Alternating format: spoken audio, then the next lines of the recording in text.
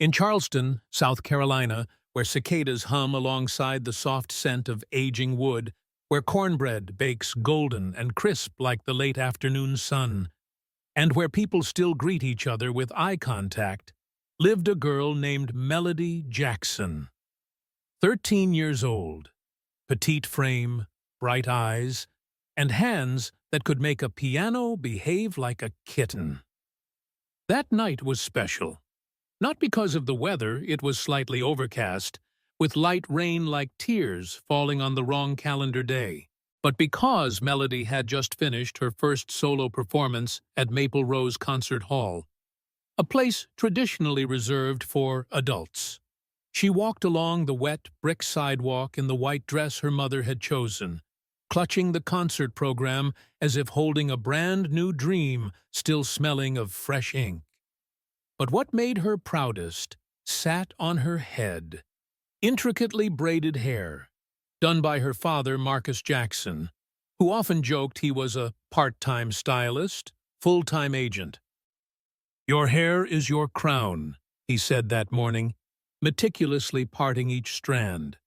"And tonight, you're the queen, not because you play better than anyone else, but because you dared to stand up there and shine." Every time Melody turned her head, the braids swung like a silent melody. They weren't just beautiful. They were a thread connecting father and daughter, dreams and kitchen counters, late-night practice sessions, and the moment the crowd rose in applause. If anyone ever asked Melody, "Why don't you straighten your hair to look like everyone else?" she'd simply smile and say, "Because every braid is a story. And today, I'm the storyteller." What she didn't expect was that just minutes later, that crown would be treated as criminal evidence by someone who didn't know how to listen. On her way home, Melody passed through a quiet neighborhood where yellow streetlights shimmered like candles on water. The rain grew heavier. Droplets slid down her braids, rinsing away the sweat and nerves of her performance. And then, red and blue lights flashed behind her like a cosmic warning. "Hey, don't think this is Disney. This is still America." A patrol car screeched to a halt. Out stepped Sergeant Karen Dobbins, a white woman with a jaw clenched tight enough to cut glass, and eyes that had scared more than a few 24-hour gas stations. She looked Melody up and down and paused at the braids. "Stay where you are. Hands up. That hair. Gang affiliated. Are those braids coded by rank?" Melody froze. I just performed at the concert hall, ma'am." "A concert hall? In this neighborhood? With that hair? Don't mess with me." Trembling, Melody pulled out the program, offering it like a charm against injustice. "My name's here, Melody Jackson. Chopin's Nocturne No. 9. Not a gang alias." Karen glanced at the paper, shrugged like Chopin might be some rapper from South Atlanta. "ID? I'm 13. I don't have one." The air thickened. Karen stepped closer, hand on her cuffs. "Braids like that? Could hide weapons. I've been in law enforcement for 17 years. I know this type. You're suspected of criminal activity. You're coming with me." Melody stepped back. Rain mixed with tears, but she didn't scream, didn't resist.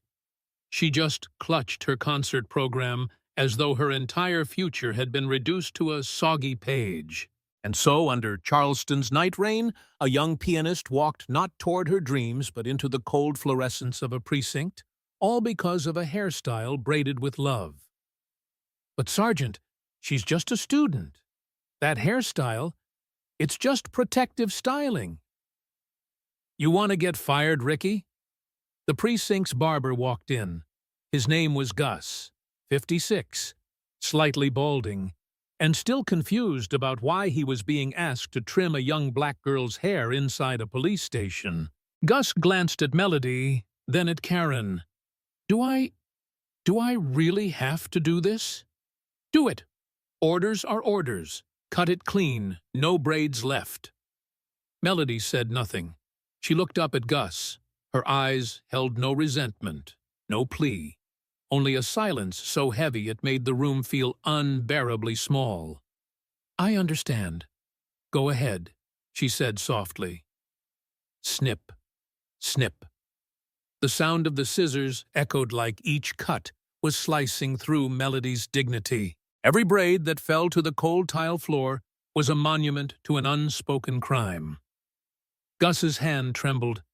He paused midway. I don't know if I can go through with this, he whispered, eyes glistening. Karen folded her arms. Keep going. Don't let pity cloud your judgment. But Gus replied quietly, This isn't judgment. This is heart. When the final braid hit the floor, Melody bent down and gathered them in her lap, as if picking up the memories of her father. She looked up and locked eyes with Karen through the wall mirror. No tears, no begging, just a gaze silent, but sharper than a subpoena. And from somewhere down the hallway, footsteps echoed. Steady, firm, decisive. A man appeared, tall, black, wearing a navy suit, a long trench coat, and holding a black umbrella. His stare could shut off car headlights. Officer Ricky mumbled, I think that's... Karen Dobbins looked up too late. Good evening, Sergeant Dobbins. I'm Marcus Jackson, Melody's father. Sergeant Dobbins froze. Marcus Jackson, a name well known in the circles of the FBI, NSA, and even the CIA's 3-second stare division, where agents reportedly confessed their email passwords after just 3 seconds of his gaze. He didn't shout, didn't slam fists. He simply removed his leather gloves and approached his daughter. Melody stood, slowly walking toward him. She handed him the braids they had just cut. They said my hair could hide weapons. Marcus took them. His hand shook slightly, not from rage, but from holding back a fury that could fracture the foundation of democracy. He looked up, met Karen's eyes. You just made a very big mistake. Karen forced a nervous smile, trying to maintain composure. Mr. Jackson, I was following protocol, given the hairstyle, the time, the area, and the fact that she didn't carry ID. You cut my daughter's hair. The same daughter who performed a solo at Carnegie Hall 3.5 hours ago, Marcus interrupted. Karen was speechless. She didn't carry ID. Marcus scanned the room. Then why didn't you look up her name? Contact her family? Because I suspected her. Marcus stepped forward, voice still calm like the background music of a thriller right before the reveal. I'm the President's senior intelligence advisor. I'm currently overseeing a covert operation against a domestic terrorist cell embedded in this city. And you just arrested and humiliated my daughter. The air thickened like gelatin left too long in the fridge. Officer Ricky cleared his throat, then slowly backed into the corner, pulled out his phone, and opened the Indeed app to look for jobs in another state. Marcus pulled out his own phone and pressed a button. A voice answered immediately. Yes, Director Jackson? Activate Protocol Omega 17. I need press, internal affairs, and the Attorney General here within 45 minutes. Karen started sweating despite the AC being set to 65 degrees. Marcus turned to his daughter. Melody, do you want to press charges? Melody looked at Karen, the woman who had trampled her dignity with the excuse of procedure. I don't want money.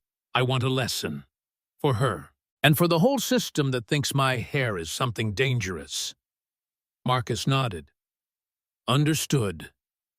He reached into his pocket and pulled out a USB drive, small, black, and sleek, like the ultimate weapon from a spy film.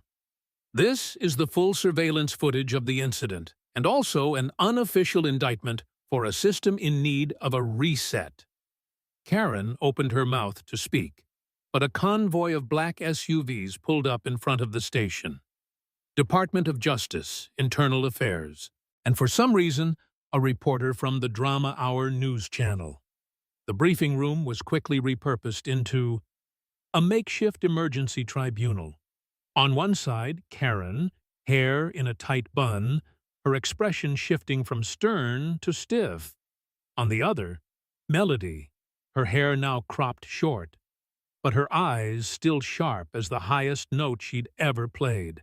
Between them sat a panel, a DOJ representative, an internal affairs inspector, an Asian American attorney with a face as unreadable as weak Wi-Fi, and Marcus, arms crossed, standing behind his daughter like a guardian forged from equal parts CIA and fatherhood.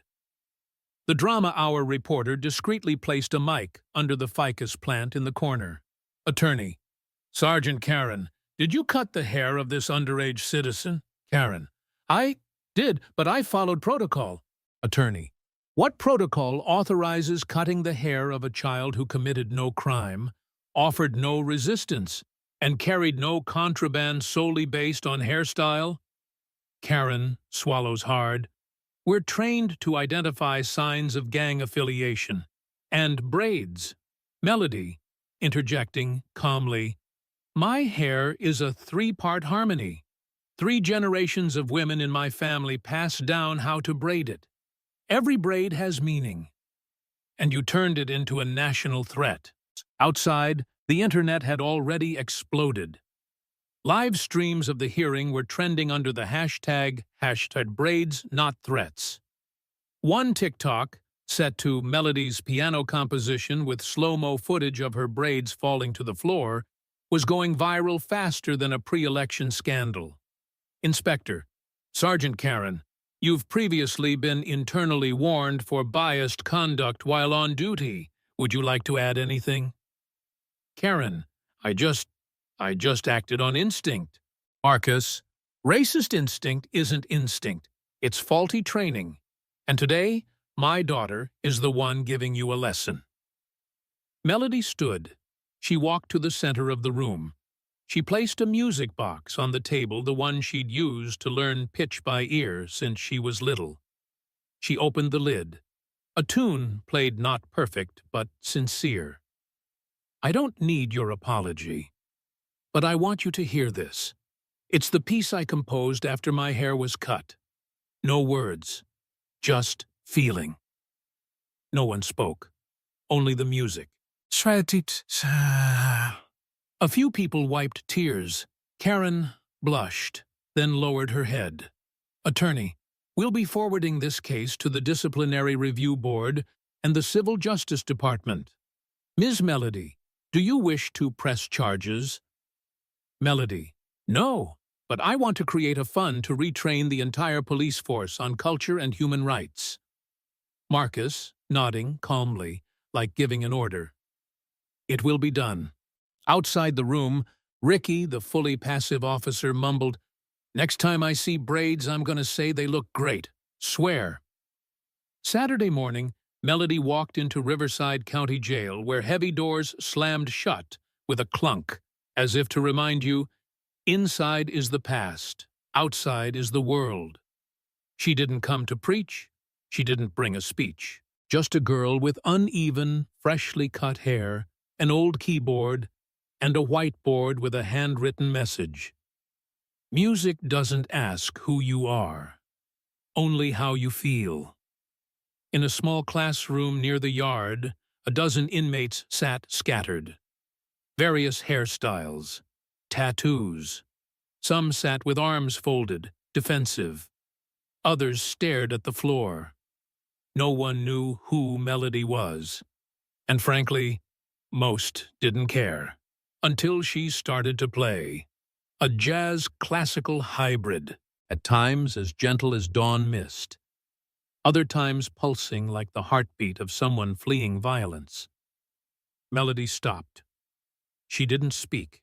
She just asked, If this melody were a person, what would they be saying to you? A gray-haired man, nicknamed Snake, mumbled, "Sounds like someone who got kicked out of music class for wearing the wrong uniform." The class laughed. Melody laughed too. Then today, no uniforms required. Just bring a story and a beat that's honest. The class bloomed like a flower cracking through concrete. One man said he was arrested for rapping too loudly on the subway. Another shared that his mom used to be a piano teacher before she walked out and never came back. Melody didn't interrupt. She just listened and turned each story into a short musical riff. "Your mom liked Chopin? Then try this, see if it sounds familiar." And then, in air thick with disinfectant and old cigarettes, a 6'3" man, jailed for a nightclub fight, began to cry. Softly, but enough for others to glance, then look away, a quiet way of saying, "It's all right, bro." At the end of class, Melody stood to leave. A young man, maybe 20, asked, "Are you a musician?" Melody shrugged. "I'm just someone who had her hair cut in the middle of the night because someone thought I looked like trouble. Now I use music to ask them, what kind of people do you think deserve to be heard?" Next week, the class doubled in size. Some tapped beats on the table instead of knocking on doors. Some wrote lyrics in pencil on toilet paper. And Melody? She still brought her old keyboard and her unapologetically messy hair.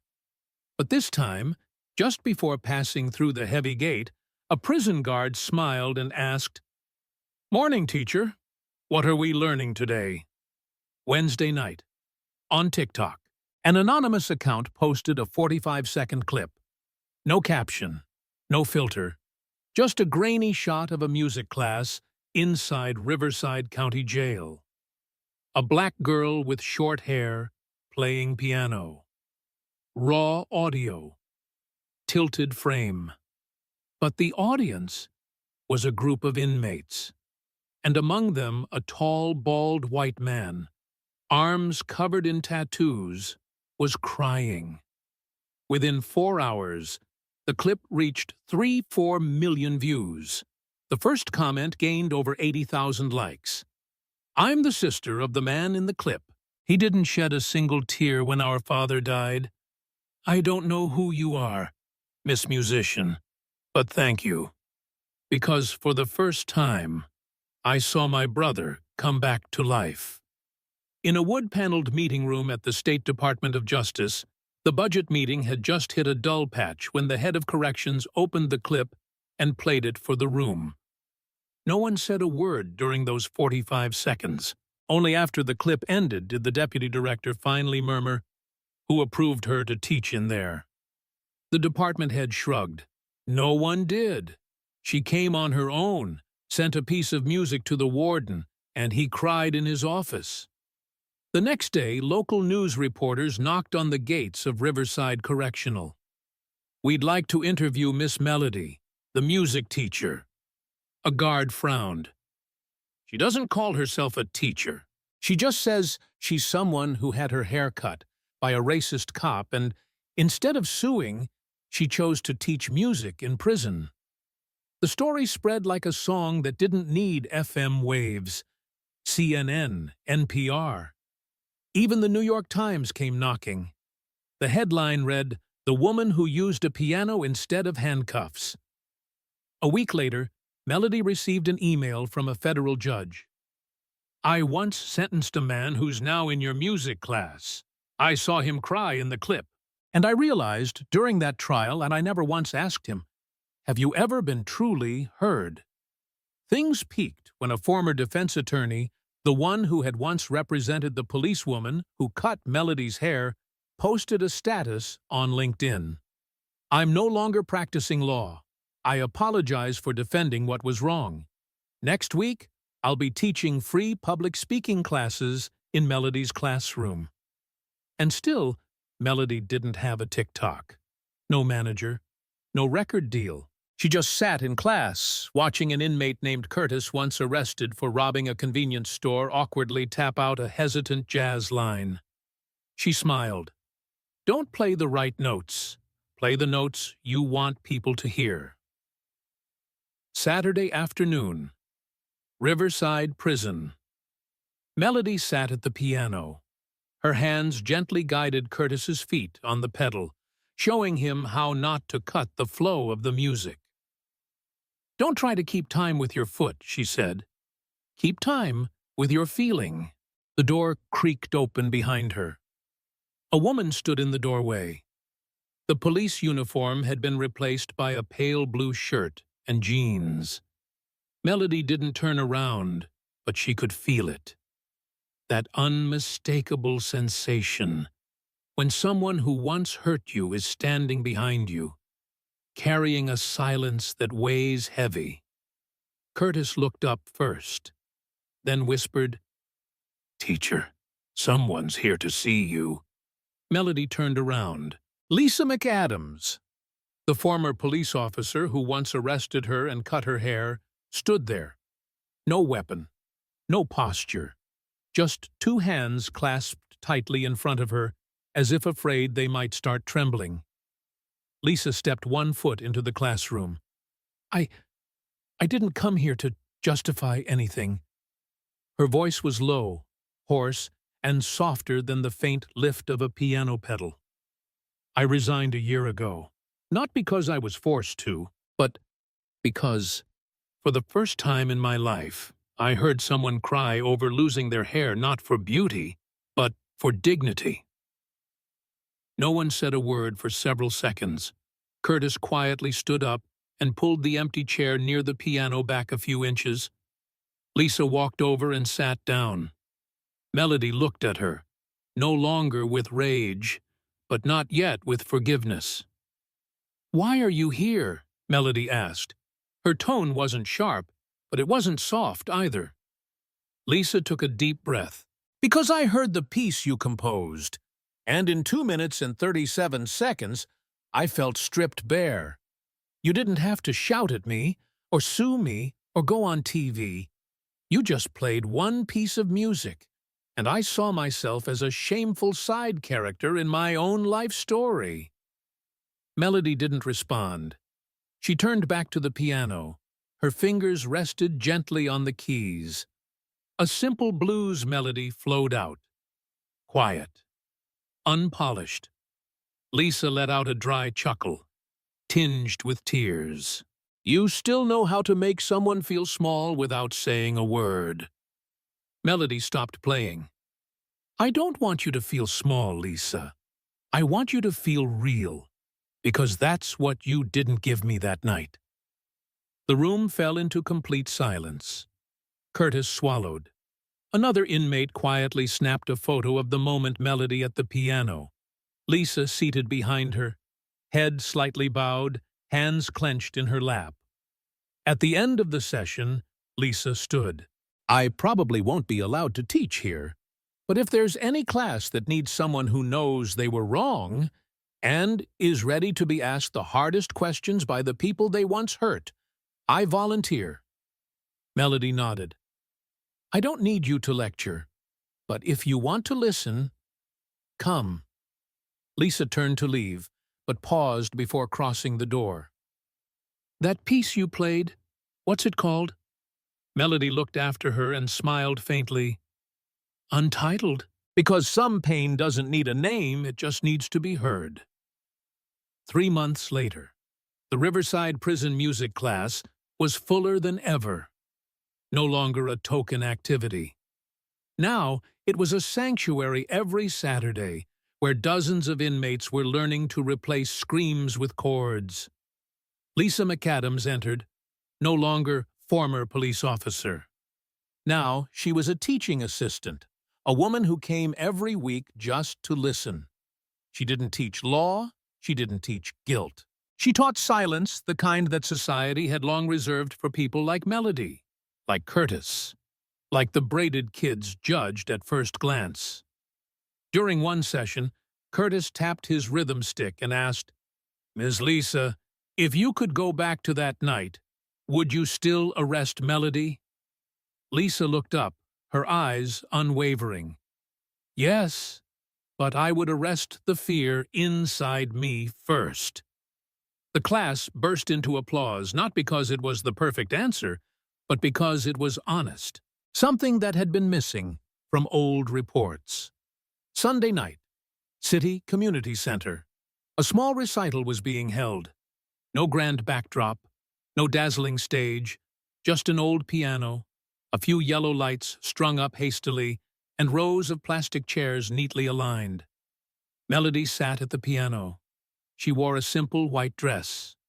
Not to look pretty, but to remind herself she wasn't playing for herself tonight. She was playing for an entire community whose dreams had once been trimmed short just because of their hair. Lisa sat in the front row. Next to her was Nathan Melody's father, still silent as always. But this time, his eyes said more than words ever could. Melody began to play. No title, no introduction, only sound. From the keys that had once dropped to the bottom, slowly rising again. The melody was soft, swelling, then falling again like the sound of years gone by, the stares of judgment, the trembling hands of helplessness, and the slow, steady nods that come only with deep understanding. When the piece ended, no one clapped right away. They just sat there. In that moment, no one was a cop, a convict, a victor, or the accused. They were simply human. And in that moment, empathy won over any system. Lisa rose and stepped onto the small stage. She didn't bring anything except a necklace. Silently, she placed it around Melody's neck. The pendant, a single braided strand of hair encased in clear crystal. I can't return the braids you lost, but at the very least, I can help you keep one forever. Melody hugged Lisa, not to forgive her, but to say, I see you now. Lisa let out a quiet laugh, voice trembling but firm. And finally, I see me too. No one knew whether Melody would grow up to be a famous artist. But they knew one thing for sure. She had taught an entire city how to see each other again, not through hair or skin or name tags, but through how one soul touches another.